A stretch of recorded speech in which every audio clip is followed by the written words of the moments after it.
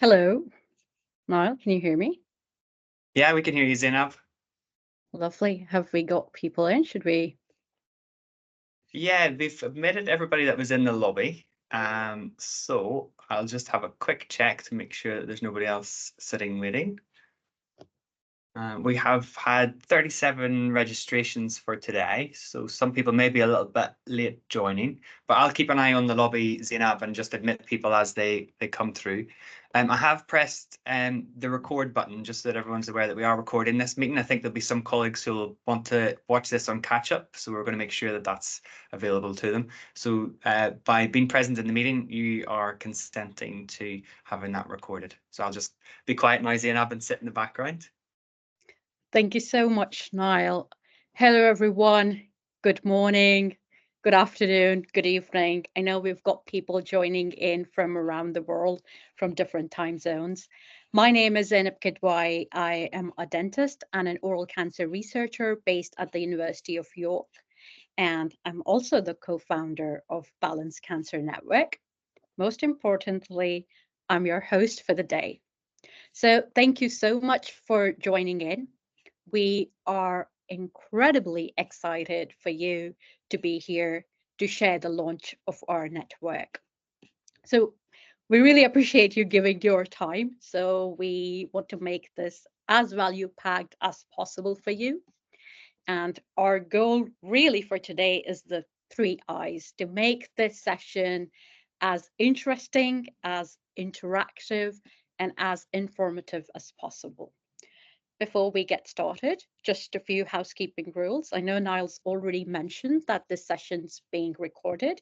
Your microphones will remain switched off. However, we would really appreciate if you stay engaged through the chat. And if at any time you lose the connection, you can rejoin through the link that we have shared. So today's session will share a bit about us, our origin story, what the journey has been so far, and where we're headed. We also want to learn a bit about you, where you're based, where you're joining us from, what your area of research interest is. And we will do that through a poll in the chat in a little while. And we'll also talk about what we are offering in this network and how you can benefit from it. You will get to hear my co host, Niall and Grant. Finally, we're going to hear from our experts, Professor David Conway, who's joining us from the University of Glasgow, and Professor Jan Clarkson, joining us from the University of Dundee. And without further ado, let's get started. So, Balance was born 2 years ago, and it really came about from the passion of three people who were keen on finding solutions to address the burden of head and neck cancer. You see, Niall Quanta and I, we were already working in this area.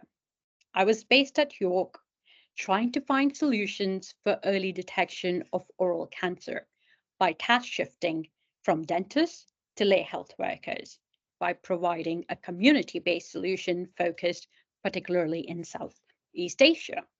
Niall, was, who's based in Dundee, was working on mouth self examination as a method of early detection of oral cancers. And Grant, who's based in Glasgow, was working with the Headspace study looking at cancer rates in South America and Europe.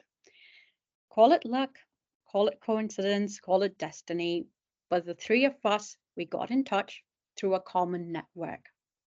And we realized a few things.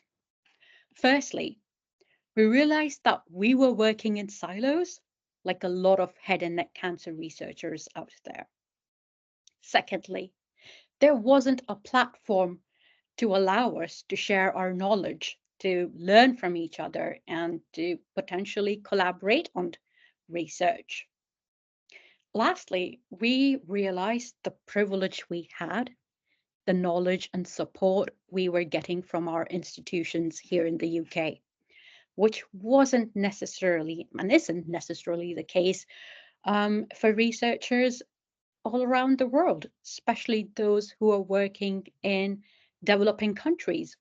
So That's when we decided to create a solution ourselves, to set up what the solution was, to set up a global platform for people across the world who are interested in joining this fight, to provide support in the form of mentorship, capacity building, knowledge exchange, and really to create a community of like minded people who share our vision, who would like to collaborate with us. That's how we got started.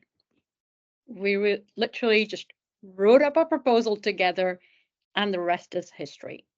Today is our official launch, but I want to take you through everything we have achieved so far in this network. Niall, if you could put up the slides, please. Thank you. So, since the inception of our network, we have been able to secure funding from a Scottish charity. Let's talk about mouth cancer, which has given us the support to essentially run this network. We have also set up a governance committee comprising of a chair, treasurer, and secretary, as well as established an independent advisory board to guide us with esteemed members Professor David Conway, Professor John Clarkson, and Professor Ravi Mehrotra. And we have launched an interactive website as well as our socials, which Niall will walk you through. We have also showcased balance at various conferences and events. We have presented at the 26th European Association of Dental Public Health Congress in Montpellier, showcasing our network vision, mission, and ideas. We have also presented at the Special Interest Group for Oral Cancer Research at the 27th Congress of European Association of Dental Public Health in Riga. So where are we going now? What is our mission? Well, our mission is to have global impact. We envision becoming a globally recognized hub for early career researchers in head and neck cancer. We want to connect minds from diverse backgrounds to make a collective impact on research outcomes. We also want to empower the next generation. We strive to be a catalyst for career development, providing opportunities for mentorship, basically resources that can help researchers around the world. We aim to provide a nurturing ground for aspiring researchers, scientists, clinicians who are interested in doing head and neck cancer research. We also want to build sustained collaboration. Really, our long-term goal is to foster enduring collaborations, enduring partnerships, which transcend geographical boundaries. That's in our name. That's why we are Borderless Alliance of Head and Neck Cancer Researchers. So we want to drive this forward. We also want to do innovation and breakthroughs in this field. Again, working together on projects around the globe to drive innovation. So what I'm trying to essentially say is that we're building a vibrant ecosystem of people who want to contribute to understanding this complex disease. And at the end, we want to break the silos in head and neck cancer researcher and bring researchers, clinicians, dentists around the globe. So, and to do that, we can start right here, right now. And Niall, if you could pull up the poll, please, everybody who's joined us, if you could please share with us where you're based, where you're joining from, what your area of research interest is. So we'll take a minute or two and let everybody fill out the poll.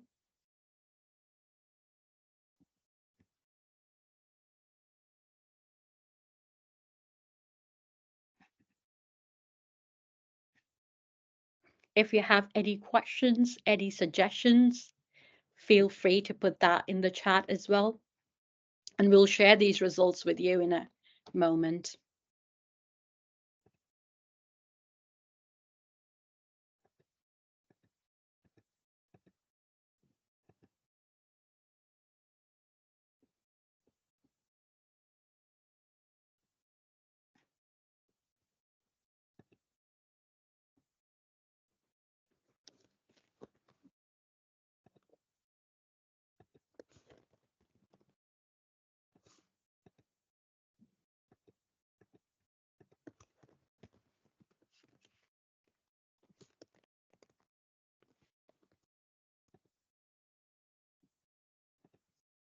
I hope you've all taken the poll. Now I can see a few chats. If you could please have a look.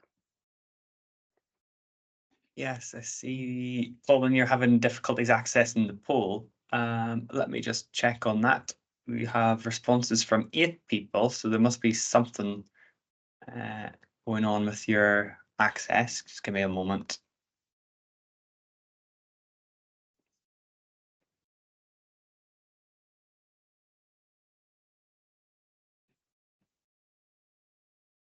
See if that makes any difference, Colin. I've changed your access. See if that allows you to do the poll.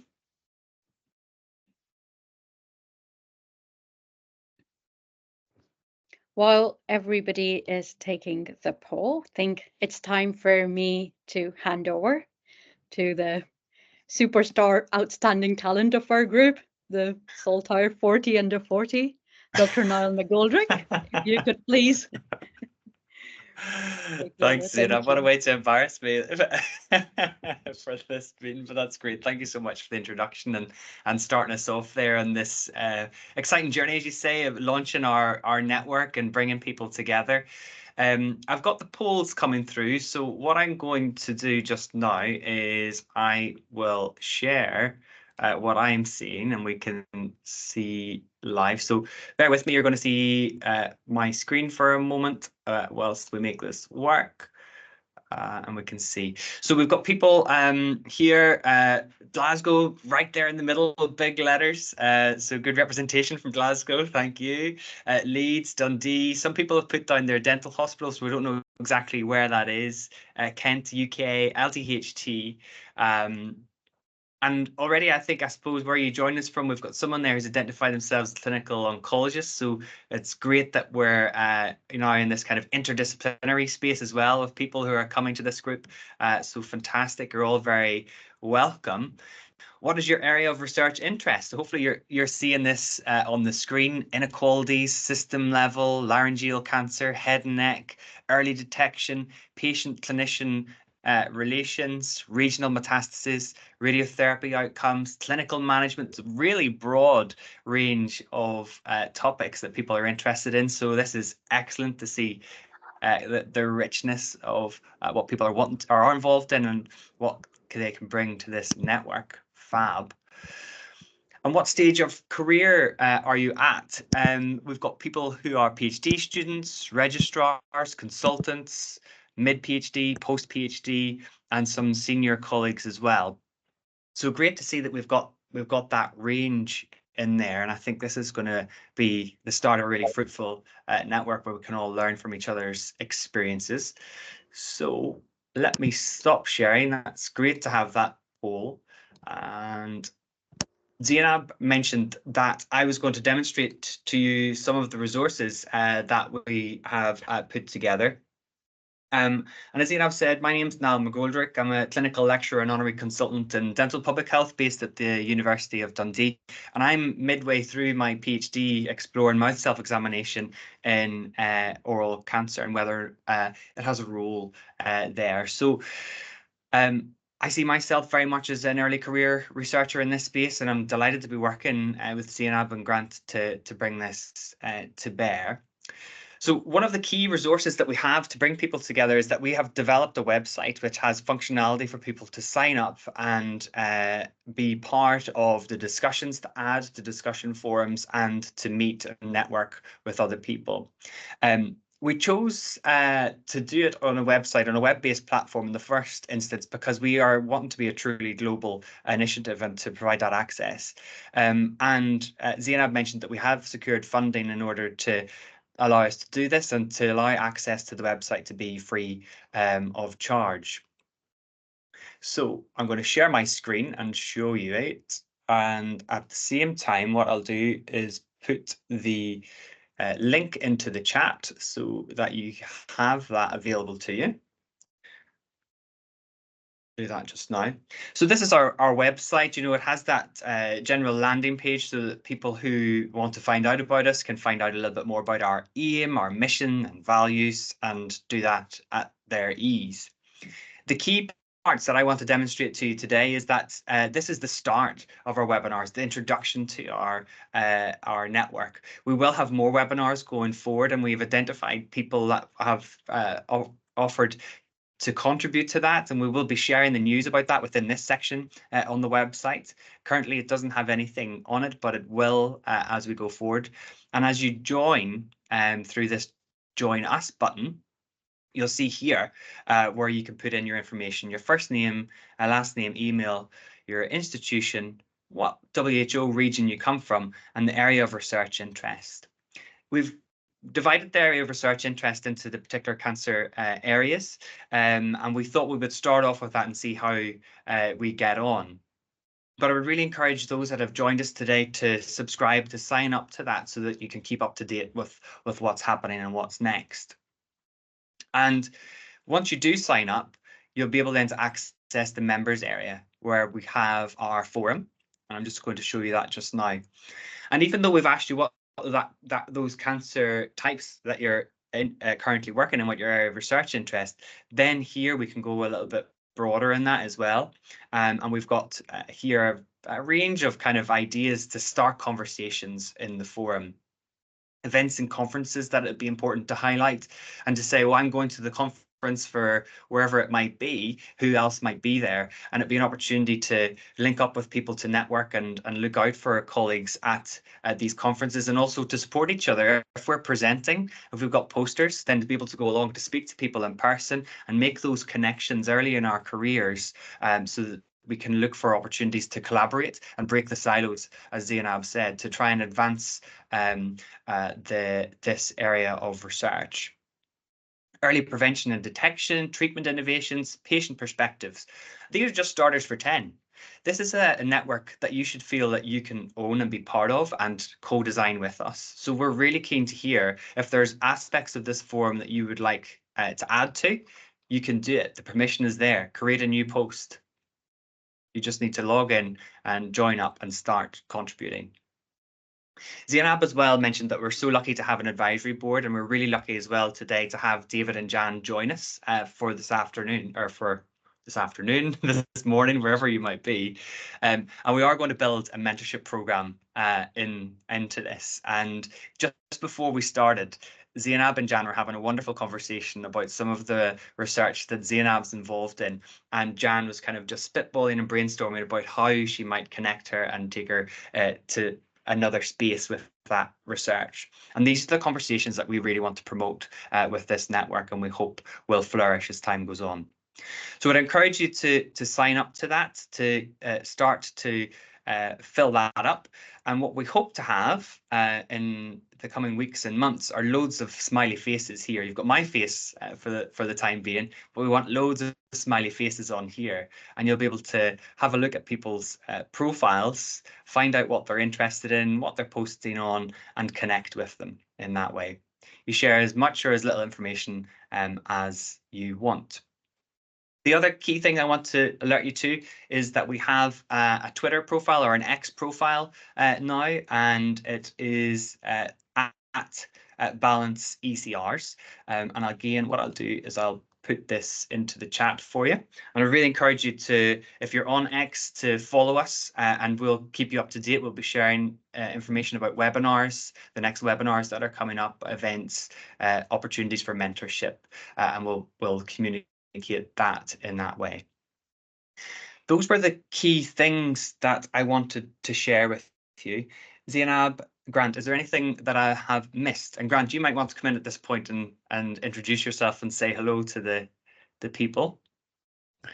Thanks, Niall and Zainab. Hi, everyone. I'm Grant Craney. I'm a clinical lecturer and honorary registrar in dental public health based at Glasgow, and I'm currently towards the end of my PhD after a long journey.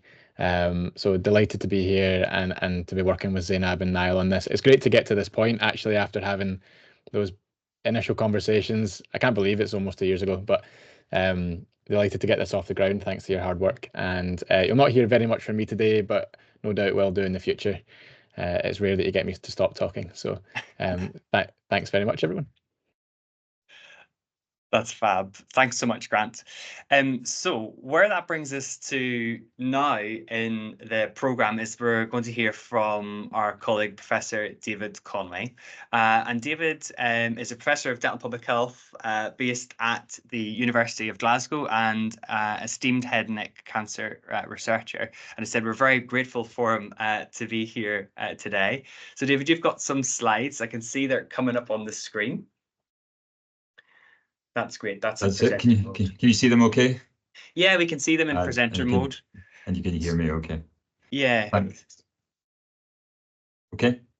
Great. So David, you've got 20 minutes. I'll give you a little nudge when we've got 3 minutes towards the end. Perfect. Okay. Yeah. And thanks very much for that introduction, Niall, and really delighted to be part of your kickoff event. I think it's a really brilliant initiative that you're driving, supporting early career researchers. I've been involved in all of your work, Zainab, Niall, Grant, and to different degrees across your early stages of your head and neck cancer research journey.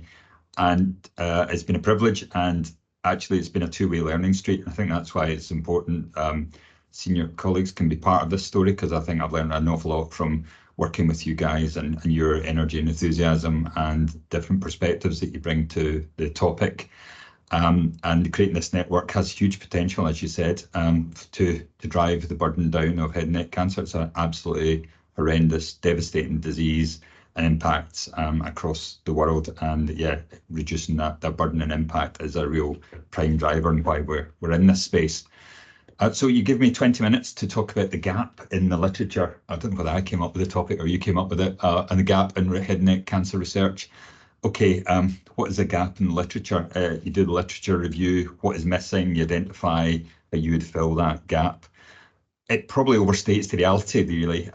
We're all standing on the shoulders of those who have gone before us. There's lots of research going on in different spaces. It's unlikely you or me or we will be doing completely de novo research.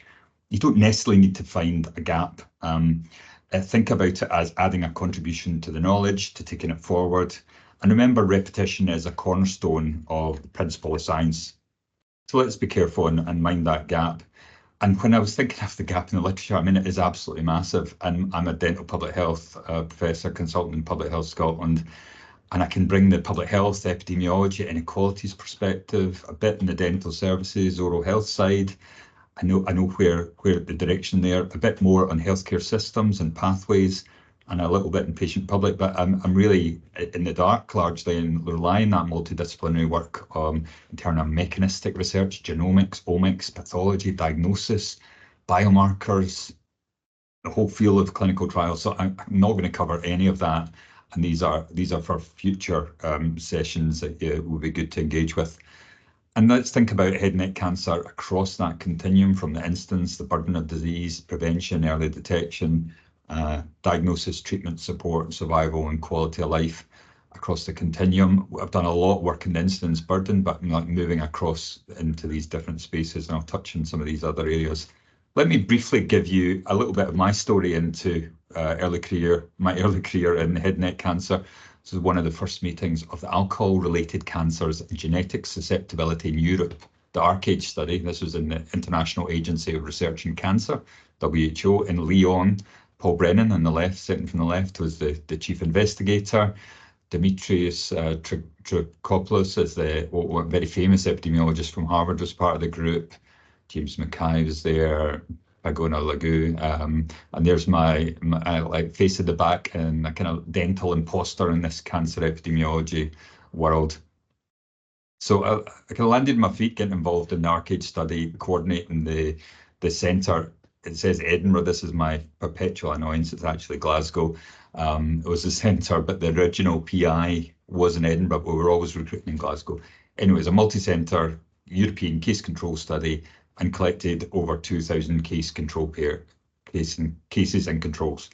Obviously, the focus is on the name. ARCADE was alcohol and smoking, obviously, as behavioural risk factors, trying to understand that in a little bit more depth, and a big focus on genetics. And here's an early GWAS, one of the discovery phases from James Mackay, genetic gene-wide analysis study from ARCADE, one of the early discovery GWAS studies. Oops. sorry, not sliding across.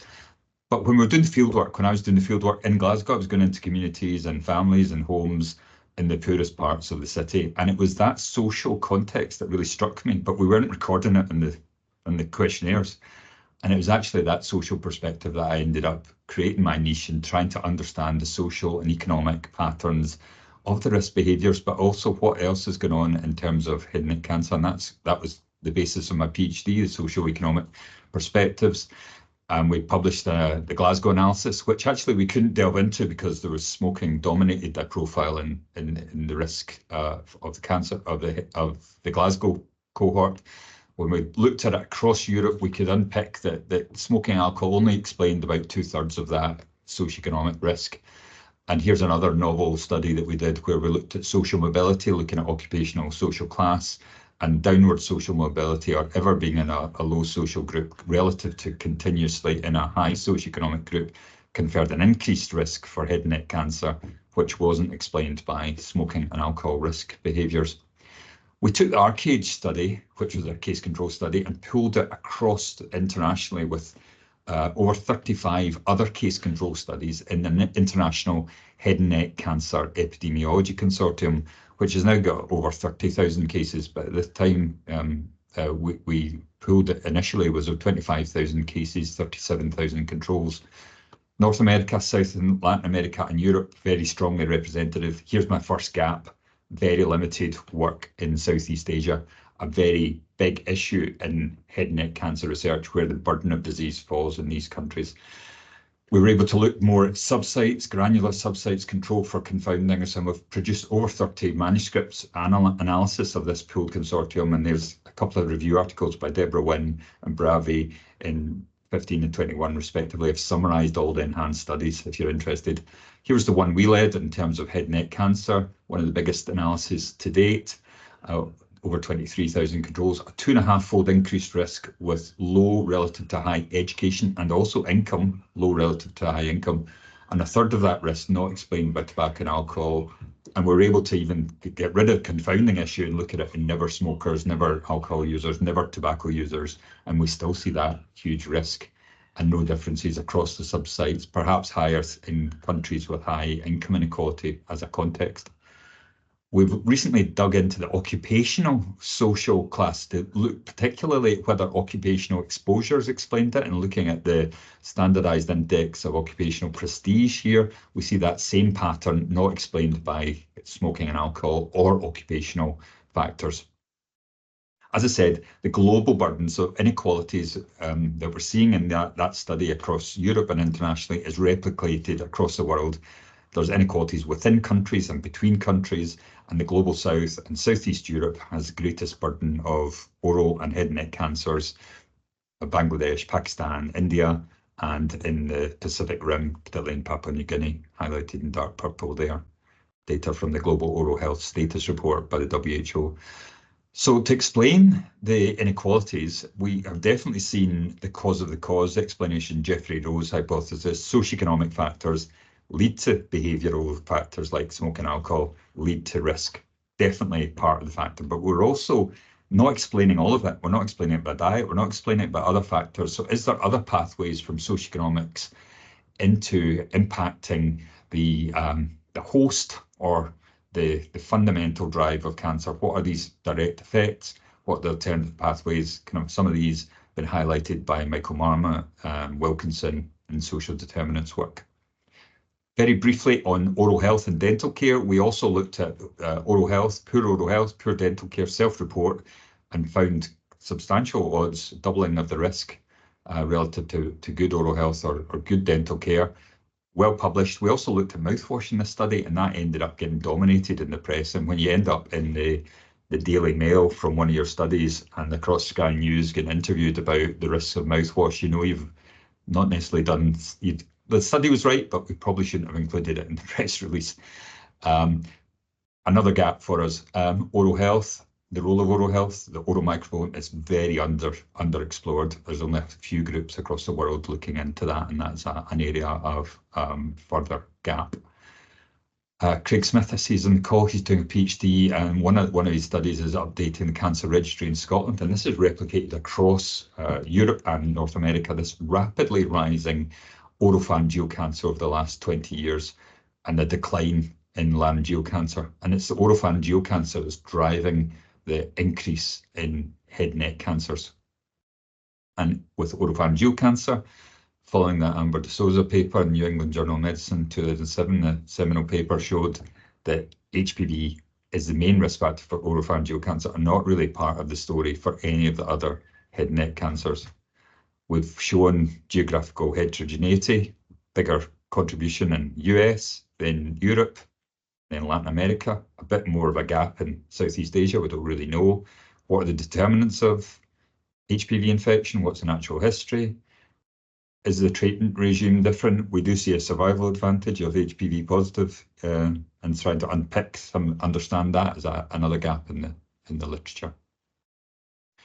For further entry into gaps in cancer, I point you to Richard Peatle's article from 84, 30 years ago, and actually was brought out last year and reviewed again by George Davies-Smith, Paul Brennan, who's the ARC-H PI, and they're trying to update how you go forward, trying to understand and take forward cancer research. And I point you to these articles for interest in this area. So from epidemiology, the main point of it is to prevent it. I love this quote from Clemenson, the founder of the Danish Cancer Registry, that actually that is why we're trying to do it.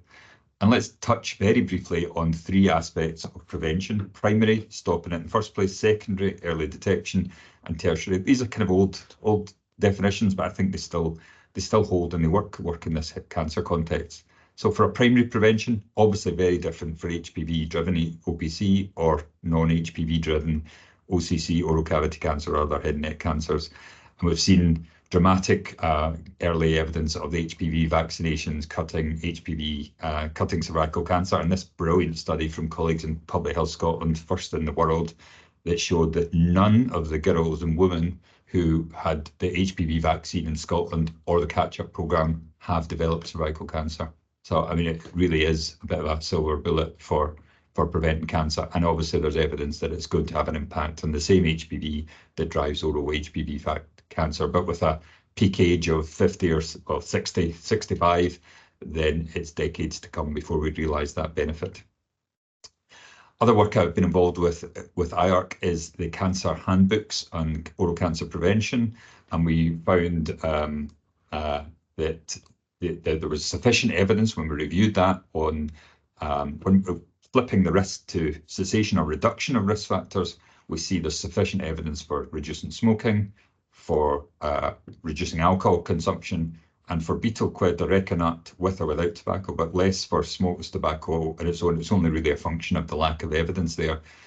Another gap in the literature here is the whole area of betel quid use, the risk and the role in Southeast Asia, and the different ways to potentially prevent that. Future research, limited studies on reducing alcohol in cohorts, limited analysis of actually cohorts. There's a big gap there. Limited mechanistic data on reducing impacts, G by E, genetic by environmental studies, and the role of microbiome also untapped. These were the conclusions in the research agenda from that study. We've reviewed the prevention and practice in a dental setting, and that built into the Delivering Better Oral Health. Jan was involved in a lot of this work for NHS England, UK government, was Public Health England at the time, and a number of the guidance and evidence built into smoking cessation and practice and alcohol advice. One of our students is involved, and a number of us involved in Richard Holliday's study looking at smoking cessation in dental practice. This is a great example of trying to deliver a trial on prevention in dental practices. This is smoking cessation with a role of e-cigarettes and looking at the periodontium, but some of this kind of work is really important and could also have an impact on oral cancer risks. Let's flip across to secondary early detection screening very briefly. Grant's done some studies on looking at the stage of presentation. Is actually this the greater problem for us, that it's also increasing, but actually it's the stage of presentation that's not budging. When we look at the cancer registry data, the proportion at our advanced stage is about 2/3 are presenting at advanced stage, and the cancer registry data are improving. So we've got less unknowns and more more advanced stage presentation. But in terms of delivering a prevention or screening approach, it's very difficult because it's a relatively low volume, rare disease. Do we fully understand the natural history of OPMNDs, and how do we avoid missing it when it's maybe staring us in the face? When it's so rare, we modelled that, and it's about 10 years on average a dentist would see an oral cancer in their clinic. So it's a rare volume disease, so how can you pick it up? I point you to the work in Hamburg, a trial of antibody screening for HPV, if you're interested, and also some of the potential links and overlaps with lung cancer screening programs as future directions in that space. We've reviewed the evidence on early detection as part of that delivering better oral health as well, and clinical exams are still the mainstay. So evidence and literature around further adjuncts and biomarkers are really important. No evidence of targeting screening or stratifying. Again, some work through Hamburg looks interesting in that area, looking at potentially influencing the recall interval. So I think there is space and development in early detection that's important, gaps and challenges for us. So finally, tertiary prevention, it sounds a bit of an odd one, talking about prevention in this sense. People have already got cancer, but you're trying to improve the quality of the care and their outcomes and their survival. We've not published this. This was Kate Ingerfield's PhD, and it's a very complicated, busy slide, but basically there's 2 points. We're looking at time across the top, and we're looking at survival in terms of 1, 5, and 10 years. By inequalities here, we see that over time, inequalities have widened in terms of calendar time, and they also widen in terms of survival time. So the poorer people are, the lower socioeconomic groups are less likely to survive and survive over long run, and that gap is widening between the richer and poorer communities, and that's Scottish data. And yet the stubbornness of survival and not improving survival is still a big challenge. Headspace study is head and neck cancer in South America and Europe. Grant Craney is doing his PhD as part of this. Another one of my map annoyance ones. Glasgow's moved into England here, so yeah. Glasgow's a partner here across Europe as well. We've recruited our 100 cohorts, and we're just at the analysis stage. So 3 parts of the analysis. Analysing this prospective cohort, Mario Goulart's doing that work. And Grant, as part of his PhD, is looking at healthcare systems through a benchmarking survey and in-depth deep dive with qualitative study with patients, clinicians, and managers, public health people in Montevideo and Glasgow twin centres. And we're working towards developing and producing a guideline. I'm just about done, Grant. Niall, this is your area though, and patient-public perspectives across that continuum. And I learn a lot from your enthusiasm for this area, Niall, and I think it's a really important gap and something we need to continue to build on. For the general agenda on cancer inequalities, the research agenda and gaps, I point you to this book by IARC that was involved in editing, and it just talks about priorities for research if you're interested more across the whole continuum and across all cancers really for inequalities. And I'm going to leave you with this slide, actually, because I think it's a good ethos. This was in the foyer of that ArcAge IARC meeting, the old building of IARC. They moved it. And this is the 3 principles by which IARC developed their collaborations. And I think they're really good founding principles maybe for your network as well, to work with honesty and respect and courtesy and generosity of inclusion and of spirit. And I think through that, if you embrace that, you'll develop a good network and a good research career. And it leaves me to thank a whole group of people that are behind a lot of the research I'm involved with. It's never a one-man band. And we've got the recently formed Glasgow Head and Neck Cancer Research Group. I think Claire's on the call, so joined. She leads it with Kat Douglas. We've got a nice Glasgow logo. We've got a number of students and ECRs and linking up with scientists. And I'm going to thank all my funders, collaborators, particularly IARC and European funder of the Headspace study. I need to mention them. So that is it. Thank you very much. Thanks again for inviting me, Niall. Great, thanks so much, David. An amazing overview and a masterclass of keeping it in 20 minutes. So thanks so much. That's fabulous. The next stage then of our kind of chat this morning is to have a bit of a discussion now at this point, and I think we've got another poll that I'm going to run as we just kind of gather together here. So I'm going to put another poll into the chat. It asks different questions from before. And the first one is around, is there anything else that you would like from the network that we've not already mentioned? Ideas for further webinar topics. I think I'm so glad that we've recorded this session. We've got all of David's kind of gap analysis there for us to really think about how we go forward, which is fab. And also the third question is, would you be interested in some early collaborative research aiming to understand vaping habits, perhaps? So just an early idea. So I'll launch that poll. That's going to be in the chat for you just now. So just fill that in at your ease. And I'm going to invite Jan now. Just Jan, if you're there, if you wouldn't mind turning on your camera and microphone, we're going to move into the panel discussion. There's an opportunity for everybody else to turn on your camera as well. It'd be nice to see some faces as part of this discussion. So please do feel free to turn on your camera. If you've got questions, please use the chat function, fire some questions in for us. So we've heard from David of that fantastic overview, which is going to be really helpful to our thinking. And we mentioned Professor Jan Clarkson, who's Professor of Clinical Effectiveness based at the University of Dundee, and will be known to a lot of people as being involved in Cochrane collaboration and is on an awful lot of systematic review publications, Jan. So a real esteemed researcher in that area as well.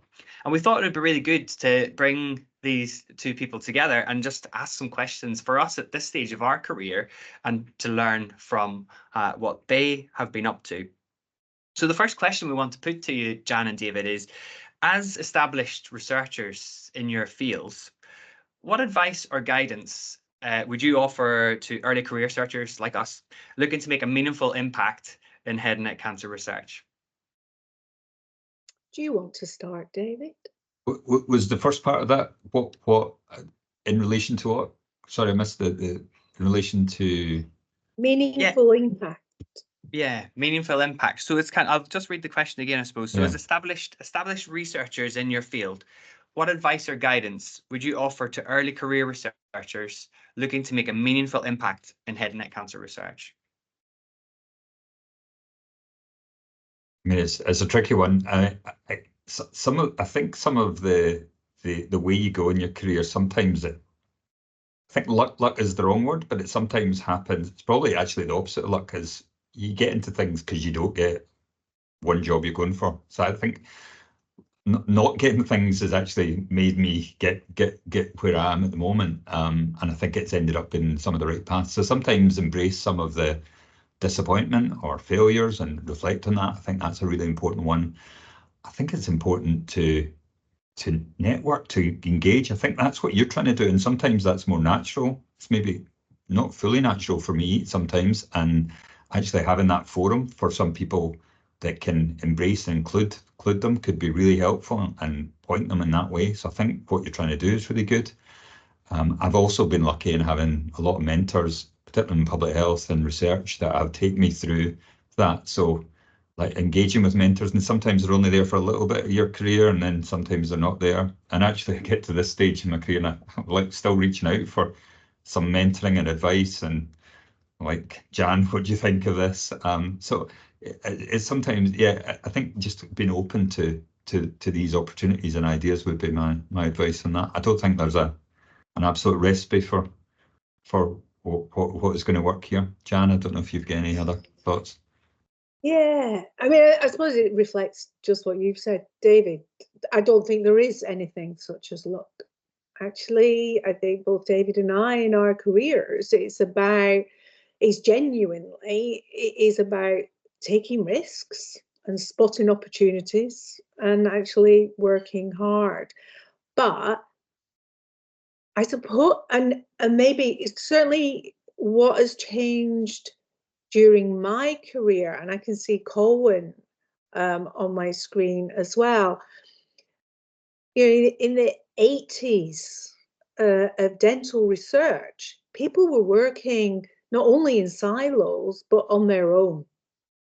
And in terms of the quality of research, in oral and dental health, it was the lowest you could get. And actually, you know, there are still issues of quality, but what David has presented today is just outstanding. But it can only be done if we collaborate. And so this network, I mean, hugely impressive how you established it, organized it, and presenting this launch. Really, really, really, really exciting, and congratulations. And I think the opportunity of actually getting early career researchers, you will be, as you call me and David, established leaders, but you are going to be those of the future.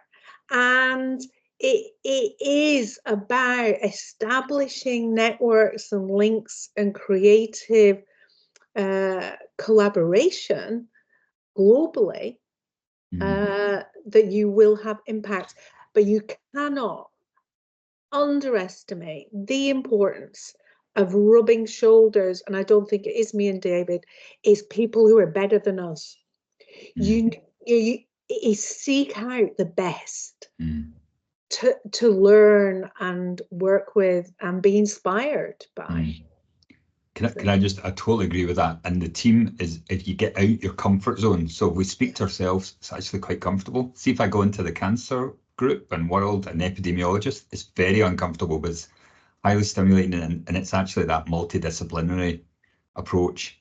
So yeah, take these risks, reach out, get out of our silo bubble. And like, I think an ambition, it is already multidisciplinary in your ambition, but I think I would be seeking out clinical fellows in across the different disciplines that might be that could impact on head and neck cancer.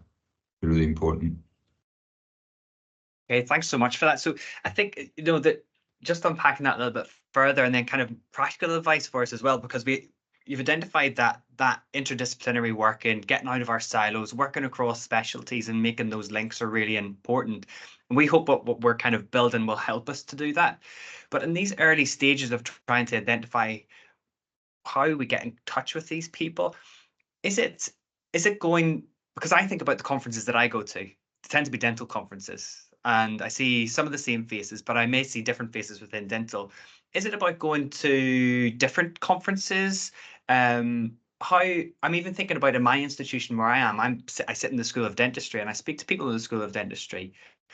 How do you go about these kind of conversations, taking those risks? Can you give us an example of a risk that you've taken, or a link that you've picked up from conversations, and how we might go about that as ECRs at this point? Maybe I'll start there. I mean, the research that I now lead in clinical trials, I'm a PI alongside a statistician and methodologist. And Craig Ramsey and I, he's at the University of Aberdeen. We've worked together now for over 20 years. And I think part of it is finding people that you actually click with and enjoy working with, and actually have got things that you don't have. So that partnership is a real partnership, and there's a recognition of different skills. And I think you have got to go outside oral and dental. And I think too, the experience of Cochrane that I've been involved with now for 30 years, you know, oral and dental, and David's been involved in the cancer reviews that we've done. We produce some of the best methodological reviews, but I suppose we learn from that greater collaboration. And I suppose being in Cochrane, it's actually, I think, getting to be confident in the methods as well. So Cochrane reinforces clinical trial methods. You're then able to do the clinic, well, in my area, it's different to David's, but the clinical trials, I'm confident of what a good clinical trial is. But also, I think what's exciting, when you talk about impact, somebody's got to use your research. It's not just producing the research. It's implementation and impact on care. And I think David mentioned clearly that it's really important. It's about patient outcomes too. So whilst there's a focus in cancer about early detection and diagnosis, there's also that late stage too, once they've been managed. So there's that whole spectrum where you need to meet. And there are groups, whether it's Scotland, the UK, Europe, global, that are focusing on these issues, that I just encourage you to reach out and make contact with. And I suppose, Niall, do you know, I mean, my career, nobody has said no.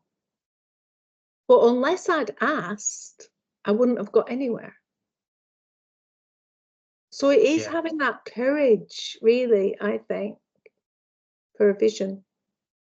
Yeah, so seek out the best, contact them, be that via email, be it at a presentation, speak to people at the end of their presentation and say, that was great, you know, that type of stuff. Just engage, put yourself out there. You know, yeah, so you know sort of like how you used to have, you probably didn't, well, and I never have, but you got a dance card and you go around didn't have one of those. and you put down all the people's names. It's almost do that for a conference and have that with you and just make sure you go and speak to them all. Okay. And cross them off. It's been absolutely, you know, yeah. No messing. Don't let accident come along. Just, yeah, take opportunity. I like that. So that's nice pragmatic advice that we can take away. David, in the last few minutes, is there anything that you want to add to those thoughts from Jan? You're on mute at the moment, David. Yeah, just to reiterate, knocking doors, contact, reach out, conferences, emails, cold call. If they wouldn't necessarily always say yes, but they might point you in the right direction. Actually, that's what I would do if someone was asking me something that well, I know someone. So people know people. That's how I ended up contacting Roger Black, who just left IARC and was in Edinburgh. That's the Edinburgh connection. But he was trying to set up a case control study in Glasgow. And I said, I want to do a study in oral cancer from the PhD. He said, well, do you want to manage this in Glasgow? And I was like, okay. And they're like, called just off as a PhD, as an early career, just start to run a centre and just get swung and just in at the deep end learning, make mistakes all the time. I mean, I was going into these communities, just one joke, I was going into these communities, fully suited, tie, briefcase, poorest part of Glasgow. The first patient was a control patient. He said, I don't think you should dress like that when you come into these communities. Just a little tip. You're either a debt collector or something. Don't come in if you want your laptop to leave with you. So that was good advice. But back to your question about multidisciplinary. We're trying to do that in Glasgow. Kat and Claire on the call, trying to bring research fellows across. And I think we could reach out to some of these networks that we know locally and pull these people in, the medics, and there are others that are doing trials.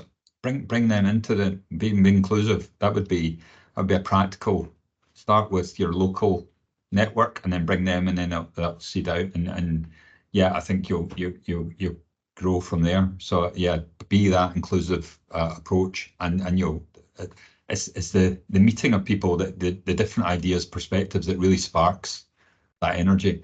That's what we can't do actually in these webinars. So you go to a conference and it's actually the corridor chat that is just, you can't replicate in a webinar. So you need to get out there in the real world as well. But this is brilliant. So thanks again for inviting me now.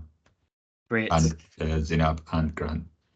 Great. Well, thanks so much for that, and sharing your experience, sharing your wisdom with us, giving us those pointers that we can actually go off and do something with now.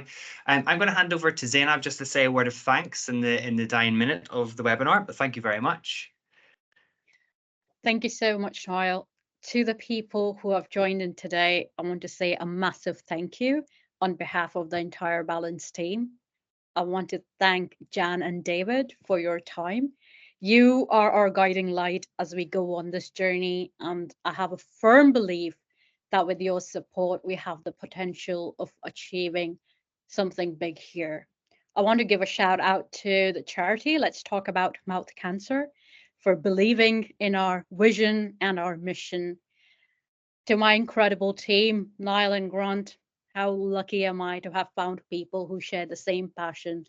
It is a real partnership that we have created, and it's an absolute joy to work with you both as we continue on making progress in this journey. Finally, I will end by saying this: head and neck cancer causes terrible suffering to those it affects and their loved ones. And as dentists, as clinicians, epidemiologists, researchers, we can really make a difference. So I hope you will consider joining us on this journey, becoming a part of this community. It's been an absolute pleasure. Thank you so much, everyone. Thank you. Bye.